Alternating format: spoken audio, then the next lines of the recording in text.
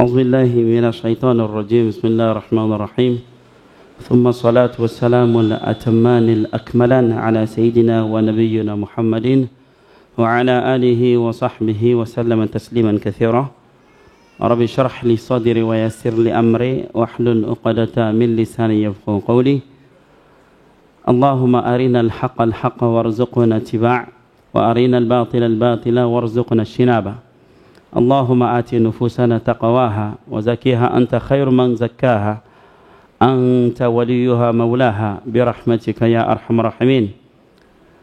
أحييكم بتحية الإسلام التحية أهل الجنة ألا وهي السلام عليكم ورحمة الله وبركاته.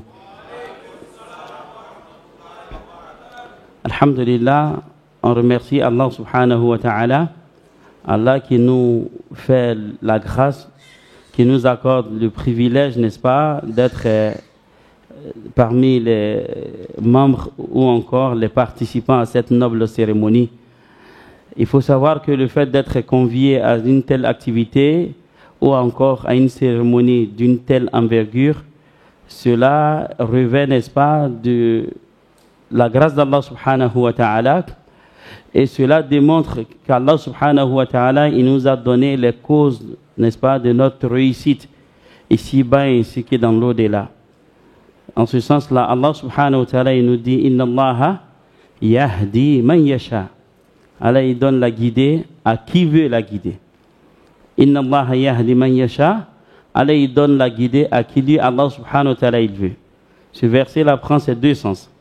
Et déjà, nous, on a exprimé le besoin. Si on est présent, il faudra qu'on puisse exprimer ce besoin-là de façon intérieure. Parce que la guidée vient à celui qui a voulu la guider.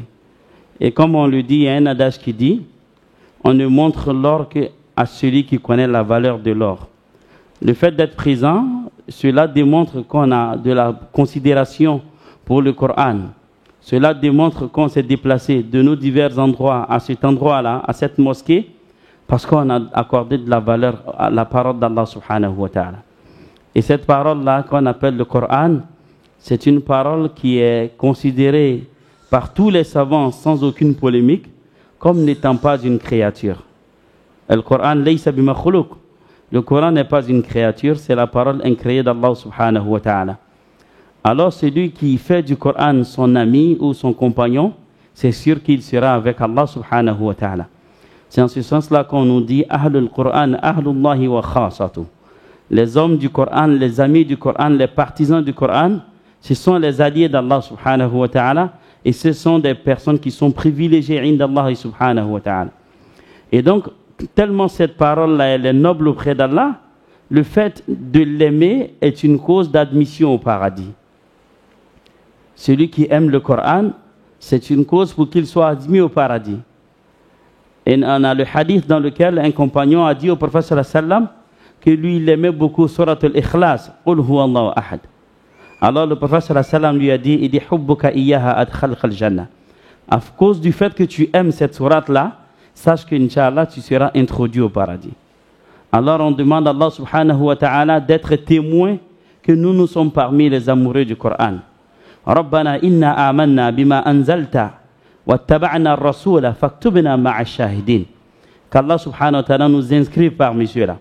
Et il est important pour nous également de dire à tous nos hufaz al-Qur'an et tous nos hafidha qu'Allah les préserve, qu'on est là pour vous célébrer.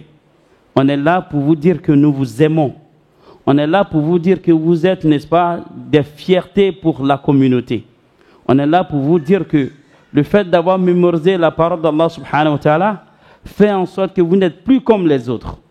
Alors si on n'est plus comme les autres, ça veut dire que notre comportement devrait être différent également du comportement des autres.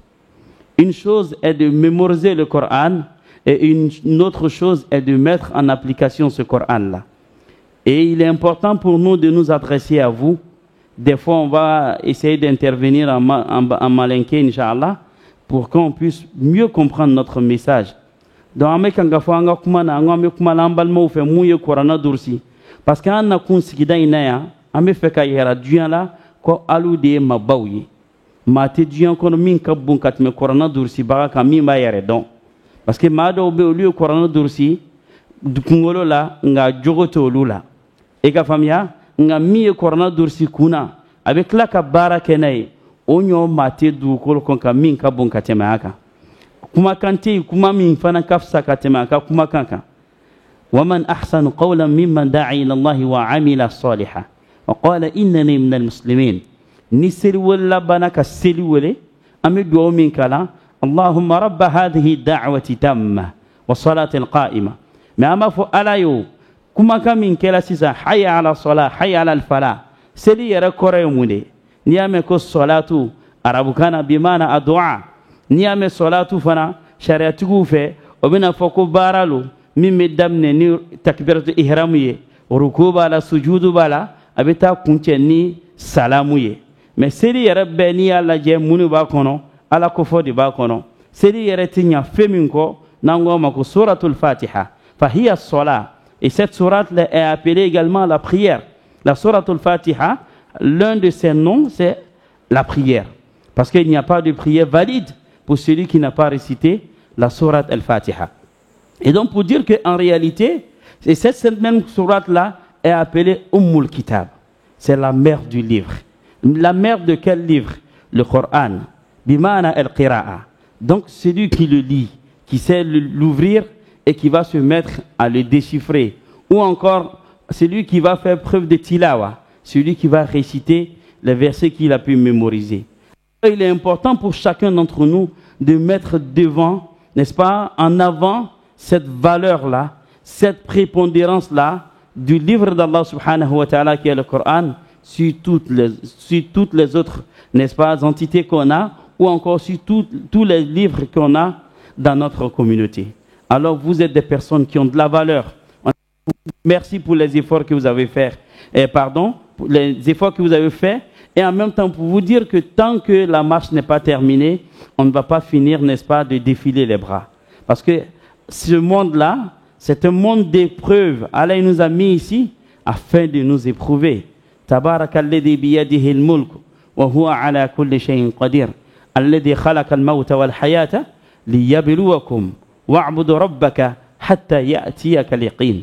On doit demeurer sur cette droiture-là, sur le droit chemin, jusqu'à ce que la mort nous parvienne. Une chose est de bien commencer, mais il est encore meilleur de bien terminer. Comme il est dit, les choses ne valent, elles n'ont de la valeur, de la considération que de par leur façon de terminer. Alors, Inch'Allah, nous qui avons mémorisé le Coran, on a de la valeur. Et nous autres qui n'avons pas encore mémorisé le Coran, il faut se donner les moyens d'apprendre le Coran. Parce que le thème qui nous est donné de décortiquer, avec l'aide d'Allah subhanahu wa ta'ala, c'est le noble Coran, n'est-ce pas, vecteur de préservation de la foi. En quoi est-ce que le Coran va nous aider à préserver notre foi? Dans un monde qui est corrompu, dans un monde où la turpitude est de plus en plus répandue, dans un monde où quand quelqu'un veut essayer d'être bon, c'est lui qui est indexé dans la société. Dans un monde où quelqu'un essaie d'exceller en termes de bienséance, c'est lui qui est stigmatisé dans la société. Dans un monde où le bien est considéré comme le mal et le mal est considéré comme le bien. Dans un monde où on est considéré comme on est dans une jungle. Rien ne peut nous préserver dans ce monde-là, si ce n'est que la parole d'Allah subhanahu wa ta'ala et la voix de son prophète alayhi salatu salam. Et donc ce Coran-là va nous aider à préserver ce qu'on va appeler l'iman. Qu'est-ce que la foi? En arabe, l'iman bima'ana at-tasdiq. Quand on dit la foi en arabe, ça veut dire rendre véridique quelque chose. Quand tu rends véridique une chose, on dit que tu as la foi en la chose. Les frères de Youssouf alayhi salam, quand ils ont voulu aller avec leur frère Youssouf, après ils sont venus dire à leur père, وَمَا أَنْتَ بِمُؤْمِنٍ لَنَا وَلَوْ كُنَّا صَادِقِينَ. Seigneur, notre papa, on t'a dit la vérité, tu ne vas pas être croyant envers nous, tu ne vas pas nous croire, alors que ce qu'on dit c'est la vérité. Donc, lughatan, en arabe, la foi, c'est rendre véridique une chose. Mais quand on va rentrer dans le contexte de la charia, la foi, c'est une croyance. La foi a des piliers qui vont nous permettre, n'est-ce pas, d'avoir des indices du croyant.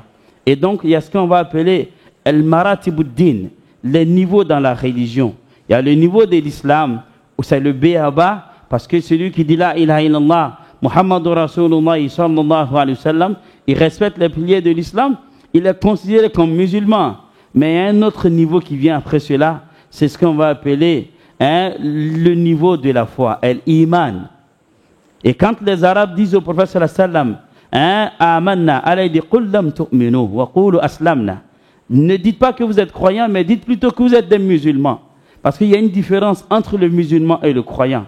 Allah subhanahu wa ta'ala nous dit, il dit ثم أورثنا الكتاب الذين اصطفينا من عبادنا فمنهم ظالم لنفسه ومنهم مقتصد ومنهم سابق بالخيرات بإذن الله. Et ceux-là qu'Allah il a choisi parmi les musulmans, c'est ceux-là qu'on appelle al-ummatul istijaba, ceux qui ont répondu à l'appel d'Allah subhanahu wa ta'ala. Allah dit ya ayyuhalladhina amanu istajibu lillahi wa lirrasul idha da'akum lima yuhyikum. Al-hayatu huna al-hayatu nuraniya. Allah dit oh vous qui avez cru, répondez à l'appel d'Allah et à l'appel de son messager quand ils vont vous inviter vers ce qui va vous redonner la vie. Wa in kuntum wa in kanu min qablu la fi dhalalin mubin huwa alladhi ba'atha fil ummiyina rasulan minhum yatlu alayhim ayati wa yuzakkihim wa yu'allimuhum al-kitaba wal hikma wa in kanu min qablu la fi dhalalin mubin. Parce qu'on est dans l'égarement, parce qu'on est dans l'ignorance absolue. En funte kodon ni ala kuma kira blakana awma sallallahu alayhi wasallam ni ala ka kitabuye en funte na bo o divina akela sawabiye ka ambo ndi divina flanga foya divina ka kesawabiye ka ambo ala kota divina kanambla ala batu norayaka o qur'ana ni kala o sababiye donc ni o qur'ana kala ibn tasoro kiti fla de bakono. Dans le Coran on verra deux recommandations, al-amr wa nahyu. Allah il va nous dire de faire si c'est bon, en même temps Allah il va nous interdire de faire ça parce que c'est pas bon. À travers le Coran on a deux recommandations. On a le fait qu'Allah il nous dise faites ceci c'est bon, on a le fait qu'Allah il nous dise ne faites pas cela c'est pas bon. Et c'est ça l'ensemble, n'est-ce pas, du Coran. Allah subhanahu wa ta'ala quand il révèle son livre, il va nous dire shahr ramadan alladhi unzila fihi al-Qur'anu hudan lin-nas. Le Coran va être un discernement entre la vérité. Le Coran va nous permettre de connaître ce qui est bon et de connaître ce qui n'est pas bon. C'est pourquoi quand on parcourt, n'est-ce pas, Suratul Fussilat, et cette sourate-là, elle va commencer par Hamim. Et ces deux versets, ces deux lettres ici, le Haou qui est là, les savants vont nous dire Huna kal Haou. On va dire ici, c'est al-hikma. On va dire le ha ici, le haou, ça va nous amener vers ce qu'on va appeler la sagesse. Et le mim va nous amener vers ce qu'on va appeler al-maw'idha. Ha-mim. Quand on regarde, voilà le Coran, qui est le livre d'Allah subhanahu wa ta'ala, et voilà le mim, n'est-ce pas, qui est Muhammad alayhi salatu salam. Al-hikma bima'na al-Quran. والميم هنا يعني بمعنى محمد عليه الصلاة والسلام. Le prophète sallam dit dans un hadith, il dit Allah m'a révélé le Coran wa mithlahu ma'a, ainsi que son semblable. Le Coran nous a été révélé ainsi que la sunna du prophète alayhi salatu wassalam. Allah dit inna khalaqna kulla shay'in zawjayn, j'ai créé les choses deux par deux. Là où on a les recommandations divines et en même temps on a les interdictions. Là où on parle d'Allah subhanahu wa ta'ala, on parle de son messager alayhi salatu salam. Et quand on parle de ce qu'on va appeler arkanul iman, ou bien les piliers de la foi, ou bien arkanul kalimatut tawhid, les piliers de la parole de la foi, il y a ce qu'on va appeler an-nafi wal-ithbat. Il y a le fait de renier et il y a le fait de reconnaître. Et donc le Coran est basé sur ces deux choses-là. Faites ça, c'est bon, ça va nous aider, Inch'Allah, de préserver notre foi. Ne faites pas ça, c'est pas bon, ça va nous amener également à préserver notre foi. La foi augmente et des fois elle diminue. D'accord? Elle va augmenter avec le respect des ordres d'Allah. Où sont-ils? Ils sont dans le Coran. Et la foi va diminuer avec, n'est-ce pas, la dépravation, avec la désobéissance. Comment on appelle ça? Aux ordres d'Allah subhanahu wa ta'ala. Et la désobéissance aux ordres d'Allah, ça va nous amener, n'est-ce pas, ça va concourir à diminuer notre foi. C'est pourquoi Allah il nous dit Kalla bal rana ala qulubihim. Allah il a scellé leur cœur à cause de ce qu'ils ont posé comme acte, n'est-ce pas, des choses qui ont été interdites par la législation islamique. Alors il est important pour nous les musulmans de savoir qu'il n'y a pas une civilisation qui est meilleure que le Coran. Il est important pour nous les musulmans qu'il n'y a pas de vérité qui va au-delà du Coran. Allah dit فَمَاذَا بَعْدَ الْحَقِّ إِلَّا الضَّلَالِ. Qu'est-ce qu'il y a au-delà de la vérité si ce n'est que l'égarement? جَاءَ الْحَقُّ وَزَهَقَ الْبَاطِلِ إِنَّ الْبَاطِلَ كَانَ زَهُوقًا. La vérité est venue à vous et elle est venue pour chasser, pour mettre loin, n'est-ce pas, ce qu'on va appeler la dépravation ou encore tout ce qui est obscurité. Alors il est important pour chacun d'entre nous de savoir que ce Coran-là, c'est la seule chose qui va nous permettre de préserver notre foi. C'est pourquoi Imam Shafi'i, rahimahullah, il nous dit, si Allah n'avait pas révélé une autre chose, un autre verset en dehors de Surat al-Asr, il dit cette sourate-là aurait été suffisante pour toute l'humanité. Mais quand on regarde, on passe en revue la sourate, elle parle de quoi? Ba'da a'udhu billahi minash shaitanir rajim. Wal 'asr.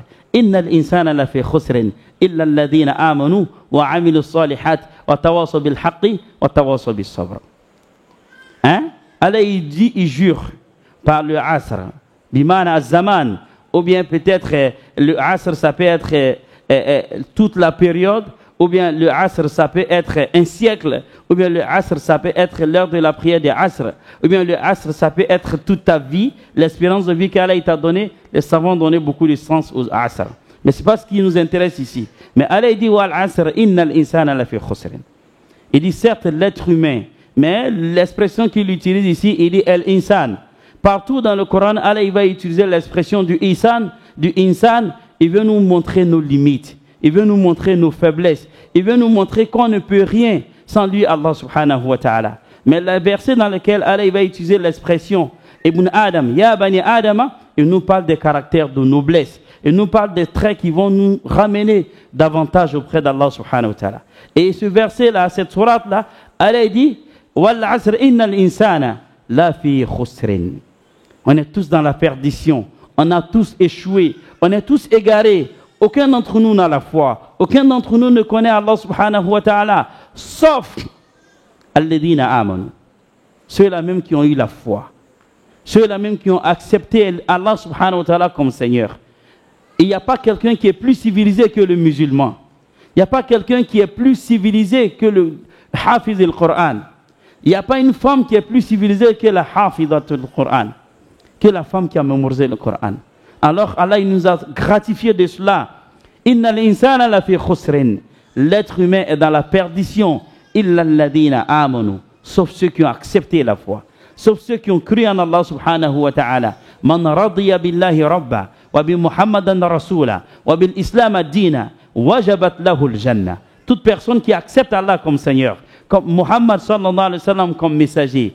L'islam comme religion. N'est-ce pas? Et le Coran comme son livre. Toutes ces personnes-là sont admises au paradis. C'est pourquoi dans la tombe, quand l'ange vient à nous, il nous demande, les anges qui nous interrogent, ils nous demandent Wama kitabuka. Quel est ton livre? Quel est ton livre? Parce que ces paroles-là sont les paroles les plus grandes. Rien ne peut nous permettre de répondre à ces questions si ce n'est que la miséricorde d'Allah. Hein? Allah dit Sabbitu Allahu alladhina amanu bil qawli thabit fil hayati dunya wa fil akhirah. Ça, c'est une miséricorde venant d'Allah subhanahu wa ta'ala. Alors, on va apprendre ça où? Avec la miséricorde d'Allah. C'est cette miséricorde-là qui va nous permettre de comprendre le Coran. C'est pourquoi la seule sourate qui commence, qui est ouverte avec l'un des attributs d'Allah, c'est sourate Ar-Rahman. Et il n'y a aucune autre sourate qui commence comme la sourate Ar-Rahman. Allah, il commence, Bismihi, avec son nom, avec son attribut, il dit Ar-Rahman. C'est la seule sourate qui est ouverte comme ça. Mais juste après avoir dit ça, qu'est-ce qu'Allah dit? Il dit Allam al-Qur'an. Hein? Allah il dit Allam al-Qur'an. Quel est le rapport entre la Rahma et donc le Coran? Pour dire qu'en réalité, nulle était la miséricorde d'Allah, on ne peut pas comprendre le Coran. Si ce n'est que la miséricorde d'Allah, on ne peut pas comprendre le Coran. C'est pourquoi on va voir beaucoup d'attributs. Allah, très souvent, quand il parle du Coran, il va utiliser son attribut qu'on appelle Ar-Rahman. Wa ibadur rahmanu alladhina yamshuna ala al-ardi hawna fa idha khatabahumul jahiluna qalu salama. Hein? Ça, c'est l'un des attributs les plus importants dans le Coran. قُلِ ادْعُوا اللَّهَ أَوْ ادْعُوا الرَّحْمَنَ. Donc avec la miséricorde d'Allah subhanahu wa ta'ala, on va pouvoir, incha'Allah, mémoriser le Coran. On va pouvoir comprendre le Coran, on va pouvoir préserver notre foi. Et la seule chose qui puisse nous empêcher d'avoir cette miséricorde, vous savez c'est quoi? C'est le shaitan. Et c'est pourquoi le mot shaitan, l'expression shaitan, ça vient de l'expression qu'on va appeler shatouna. Ba'idun min rahmatillah. La chose qui est éloignée de la miséricorde, c'est ce qu'on appelle la miséricorde d'Allah, c'est ce qu'on appelle ash-shaitan. Toute chose qui est éloignée de la miséricorde d'Allah, qui est la rahma, est considérée comme donc un shaitan. Et si une chose nous empêche d'être proche du Coran, il faut savoir que cette chose-là va rentrer dans le cadre des shaitans. Donc chacun d'entre nous doit s'efforcer d'accepter, de prendre ce shaitan-là, n'est-ce pas, comme un ennemi. Allah dit fattakhidhuhu aduwwa. Et c'est pourquoi il est important, obligatoire même, avant de réciter le Coran, Allah dit fasta'iz billahi minash shaitanir rajim. Quand vous voulez réciter le Coran, demandez protection auprès d'Allah contre le shaitan qui mérite la lapidation. Donc c'est le Coran qui va nous amener à préserver notre foi dans une société qui est corrompue. Et en même temps, l'autre aspect de notre thème, c'est quoi? Ça va nous permettre, n'est-ce pas, de développer l'espèce humaine. Rien n'a honoré le fils d'Adam en termes de droit, en termes de législation, plus que le Coran. Ce qu'on va appeler des droits de l'homme, les droits de la femme, ça se trouve où? Ça se trouve dans notre livre. C'est pourquoi Suratul Yusuf, cette sourate-là, Allah subhanahu wa ta'ala nous a dit parce qu'on voit presque tous les récits. Ça prend en compte toutes les bonnes moralités. Tous les bons exemples sont compris, n'est-ce pas, dans cette sourate-là. Et le Coran a traité, n'est-ce pas, tous les sujets. Aucun détail n'a été omis dans le Coran. Aucun détail n'a été omis dans le Coran. Si tu veux avoir la notoriété dans ce monde-là, alayka bil Coran. Tu veux avoir la grandeur dans ce monde-là, je te demande d'apprendre le Coran. Tu veux avoir la lumière, je te demande de lire le Coran. Tu veux avoir le prestige, je te demande de faire du Coran ton compagnon. Et parce que dans l'autre sens, Allah dit faman a'rada an dhikri fa inna lahu ma'ishatan danka. Celui qui donne dos à mon rappel qui est le Coran, celui qui donne dos à mon rappel qui est l'ensemble de mes prescriptions, celui qui donne dos à la prière, fa inna lahu ma'ishatan danka. Allah dit je te promets, je te garantis de vivre une vie très difficile. Man amila salihan min dhakarin aw untha fa huwa mu'min falanuhyiyannahu hayatan tayyiba. Celui qui œuvre en bien dans ce monde, il fait le bien tel que le Coran t'a recommandé, il évite le péché tel que le Coran t'en a demandé, t'a demandé de ne pas faire, et pendant que tu le fais, tu as la foi en toi. Tu as cette croyance-là en toi. Allah dit, je te promets que tu vas vivre une vie hayatan tayyiba, une belle vie à la surface de la terre. Alors, avant de terminer, Inch'Allah, j'aimerais dire à ceux-là même, à nos bien-aimés, à nos étoiles qui sont avec nous, à nos icônes qui sont avec nous, ceux qui ont mémorisé le Coran, de faire l'effort, n'est-ce pas, d'être ces modèles-là. Vous êtes une lumière, n'est-ce pas, avec laquelle vous vous déplacez partout à travers le monde. Le prophète sallallahu alayhi wa sallam, il dit ashabi kan nujum. Il dit mes compagnons sont comme des étoiles. L'étoile ne fait pas de bruit, l'étoile se voit. Quand tu regardes les étoiles brillent dans le ciel.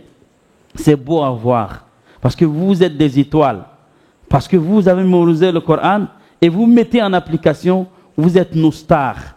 Alors une star ne devrait pas avoir le comportement de celui qui n'a rien compris de la parole d'Allah subhanahu wa ta'ala. Hein? Allah dit Antum ta'muruna an-nasa bil birri wa tansawna anfusakum wa antum tatluna al-kitaba afala ta'qilun. Hein? On ne va pas dire une chose et faire le contraire de la chose. Law kunna nasma'a aw na'qil. Si vraiment nous on écoutait bien et puis on réfléchissait. Donc une chose est de mémoriser le Coran et une autre est de mettre cela en application. Alors on va faire en sorte, la communauté ici est interpellée, il faudrait qu'on puisse créer le cadre idéal pour permettre, Inch'Allah, l'insertion, n'est-ce pas, de ces hufaz du Coran. De sorte qu'il ne soit pas à la merci de la communauté. Celui qui n'a pas le monopole de sa subsistance, il ne peut pas avoir le monopole de ce qu'il dit. Un homme qui a faim n'est pas un homme libre. Il y a deux climats qui empêchent l'être humain d'être épanoui spirituellement. Il y a la faim et puis il y a la peur. C'est pourquoi dans Surat Al-Quraysh, Allah dit « Alladhi at'amahum min ju' wa amanahum min khawf » Quelqu'un qui a faim, il ne peut pas bien pratiquer la religion. Sauf si Allah lui a fait miséricorde. Quelqu'un qui est terrorisé par la peur, il ne peut pas bien pratiquer sa religion. Alors il est important pour nous d'avoir des séances de réflexion pour qu'on puisse créer un cadre qui permette l'insertion de ceux-là même qui ont mémorisé le Coran. Parce qu'au finish, qu'est-ce qui se passe? Quand ils finissent de mémoriser le Coran, c'est difficile de les insérer dans la société. Et après, c'est nous qui sommes les champions dans le béret. On sait médire, on sait déprécier, on ne sait pas apprécier. Après, c'est nous, on s'assoit, on dit, mais quand ils finissent de mémoriser le Coran, ils n'ont pas d'autre vocation que d'être imam d'une mosquée. Donc, il faut réfléchir de sorte à aider ceux-là. Allez, du coup, nous, ansar Allah. Soyez les alliés d'Allah. Soyez ceux-là même qui vont aider Allah subhanahu wa ta'ala. Comme a dit Isa ibn Maryam lil hawariyin.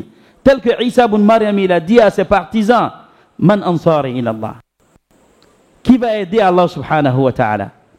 In tansurullaha yansurkum wa yuthabbit aqdamakum. Celui qui a aidé Allah, Allah va l'aider. Celui qui a aidé un hafiz, il a aidé la religion d'Allah subhanahu wa ta'ala. Au jour de la résurrection, le prophète sallallahu alayhi wa sallam, il dit dans un hadith qudsi que Allah subhanahu wa ta'ala va dire, il dit, oh mon serviteur, un jour moi Allah j'avais faim, tu as refusé de me donner à manger. Et il dit, mais Allah, comment est-ce que toi tu peux avoir faim? Subhanallah, alors que toi tu ne manges pas.